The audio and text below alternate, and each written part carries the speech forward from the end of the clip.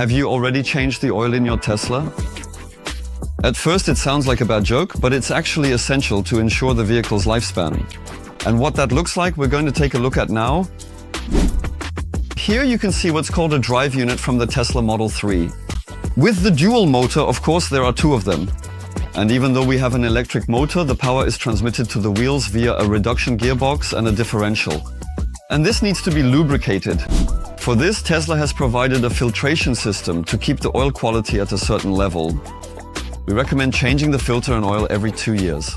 All you need to do is remove the electronic oil pump, the filter and the inlet screw. For the oil change, we have created our filter kit, which contains all the components needed for the service work.